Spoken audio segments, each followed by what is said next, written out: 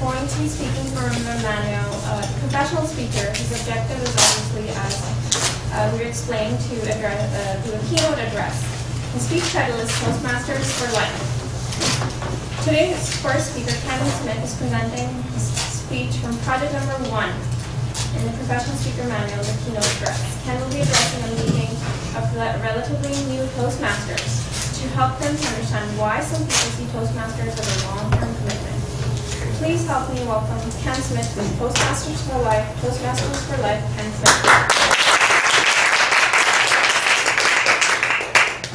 Thank you very much, Madam Toastmaster, fellow Toastmasters. Last week, Arlinda asked me why I was going for my 4th DTM. Now, for those of you who are new to Toastmasters, Toastmasters offers both a communication and leadership track. And if you complete both of those tracks, you are a distinguished Toastmaster, a DTM. I've got my remote right here.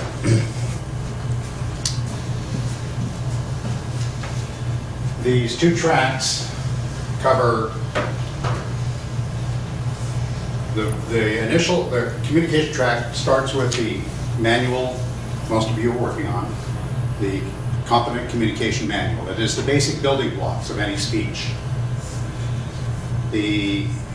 When you complete that, you can have 2 free advanced manuals, 5 speeches each. And that's your advanced communication bronze. Then there's a silver with 5 more speeches in 2 different manuals, and then there's gold with 5 more speeches in each of 2 different manuals as well. And the leadership track starts with the Competent Leadership Manual that hopefully most of you are also working on. We'll get into a little more detail on these in a minute, but I'm just trying to give an overview of the picture on the way. When you've completed your Competent Leadership Manual, you can serve as a leader in a number of manners. One is to serve as a officer of the club and help its members achieve their goals. Once you've completed that, you may also choose to go on to help the district in achieving its goals, which include starting new clubs or helping weak clubs recover and doing a high-performance leadership project. I won't go into that in any detail right now. But if you want to get out of Toastmasters all you can get out of Toastmasters, you will never get out of Toastmasters. and that is why I believe we're Toastmasters for life, because you are gaining skills along the way. But once you've gotten your DTM, do you have all the skills you'll need for the rest of your life? Will they always be at their highest level? Conda. When you do woodwork, if you got away from it for a good period of time, would you be as good when you got back into it as if you had maintained it? Of course not. No. And Jane, with massage, would that also be true, that you have to keep at it to keep your own skills at the highest level, Correct. learning new skills and so forth? Same with photography. Same with what is it? Debbie? Naturopathic. Naturopathic. Okay. The mission of a Toastmaster Club is to provide a mutually supportive and positive learning environment in which every individual member has the opportunity to develop oral communication and leadership skills, which in turn foster self-confidence and personal growth. Oral communication and leadership skills are what we focus on in Toastmasters. These are skills that are very important to all of us. If you are a human being, and I have good reason to believe every one of you here are, one of the most important skills we have in life is our ability to communicate with other people. We are not hermits by nature. We are social beings. And every time we communicate with somebody, we want to do something with that communication. We might want to make them laugh. We might want to just entertain them. But we might also want to make them see our point of view, buy our product, or so on. So these are skills that we need to keep up just to be good, effective human beings. I go through Toastmaster program because I'm constantly working on my skills, and I repeat programs that I've done in the past. I've done 6 of the competent communication manuals. Condo, you're on your 3rd, I believe it is, 4th? 3rd? 4th now. The basic building blocks. If you remember, I think it was Vince Lombardi who, when his team just wasn't doing well, he took them back to running through tires and stuff, the basics, because they needed to get back into understanding the very basic skills they had before they could go into advanced plays and things of that nature. So we redo the ones that we've done before. I am not in it to get my 4th DTM or my 5th or my 6th, but I will eventually get them. They are simply milestones that happen along the way as I keep walking forward. Keep putting one foot in front of another, keep moving forward in building new skills and reviving, refreshing myself on the skills I already have. But I always do it with projects that Toastmaster provides, because those are skill building projects.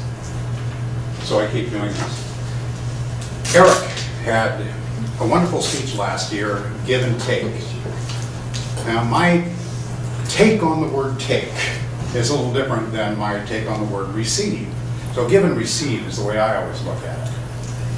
But when I'm up here speaking to you, or when you're up here speaking to me, you're giving and the audience is receiving.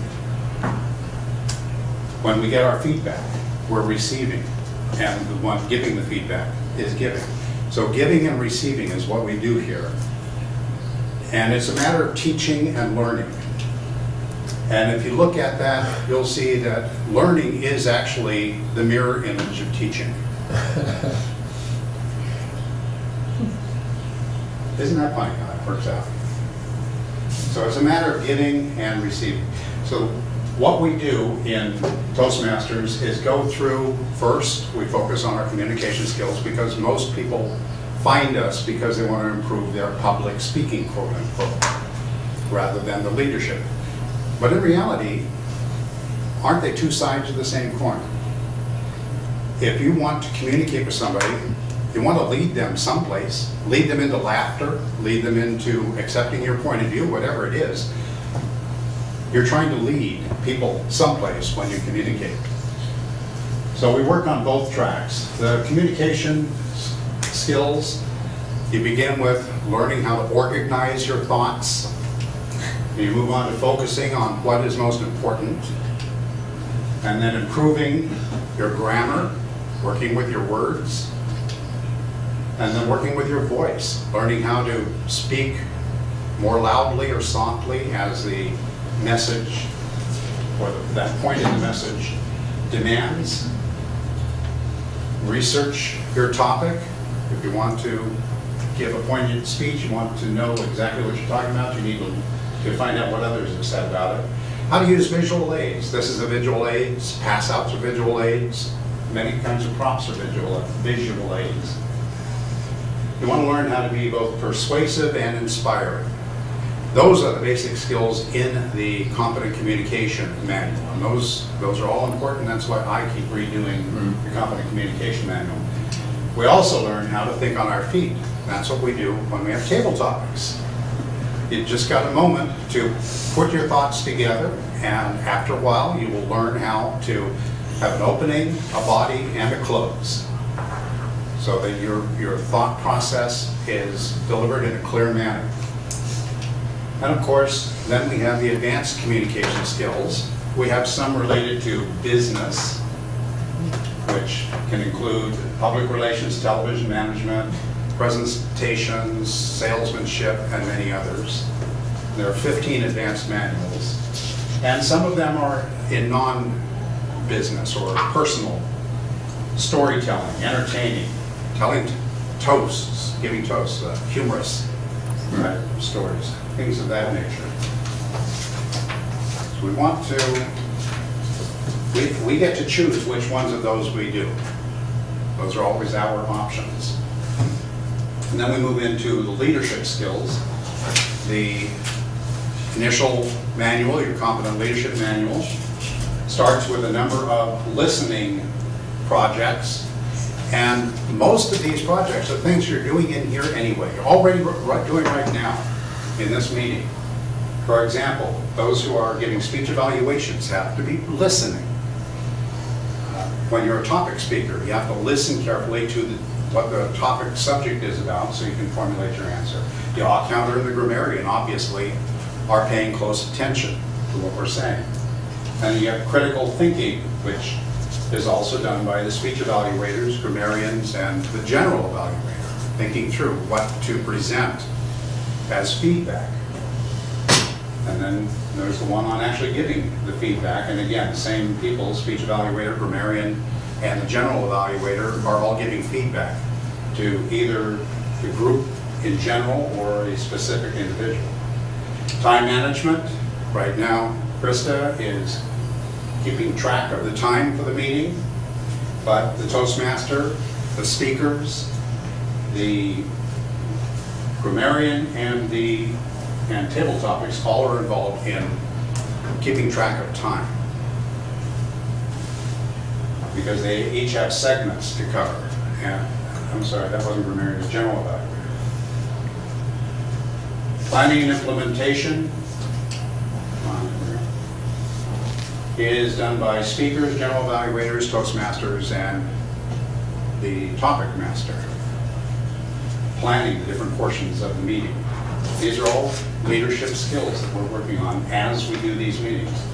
And there's organization and development, where you can help with doing our club contests. We do 2 of those a year. We do a number of different events. We have the anniversary, usually in September. We have an awards dinner in either March or April each year, where it's kind of like the Academy Awards. We vote on who we felt either improved the most or maybe is the best table topic, topic master or speaker or Toastmaster or whatever. It's up to the committee to decide what awards we give. We usually give 5 or 6. Facilitation is another skill that we do, and this involves the Toastmaster, the general evaluator, and table topics are all involved in learning a facilitation skill. We motivate. You can chair a membership campaign or public relations campaign, or be the Toastmaster, a speech evaluator, or a general evaluator are all things that you can do to motivate other people. Mentoring includes a new or experienced member, or the high performance guide, a member on the committee to give feedback for somebody doing a high performance project. And then team building is the last of the basic leadership skills covered in the Competent Leadership Manual. And the Toastmaster and the general evaluator each have to put a team together to make the meeting possible, make sure their members are going to be there. And then beyond the Competent Leadership Manual, as I mentioned earlier, you have an opportunity to serve the club as a club officer. You can then go on to being a district officer. Beyond that, there's more. There's international director to give feedback to Toastmasters International, and you can go all the way to president of Toastmasters if you want. A good friend of this club, Mike Notaro, is currently president of Toastmasters International. People we've known, gentlemen we've known for many years. These are elected positions by the general population. So pay attention to what this club has to offer, this program has to offer, as much as what the club has to offer. We have a chance to learn skills that we can apply every day in our lives, to every situation in our lives, and to constantly being improving them. When Arlinda and I first joined this club, we were looking for 2 things. We were looking for a service organization that we could give ourselves to. because we both believe in that. We've done many other kinds of service organizations in the past. But then when we learned about Toastmasters, we realized that we also gain from it. We're not just giving the way we might be doing in other kinds of service organizations, we're also getting. So this is a program of both giving and receiving. And I encourage every one of you to take that into consideration. Mr. Toastmaster, Madam Toastmaster.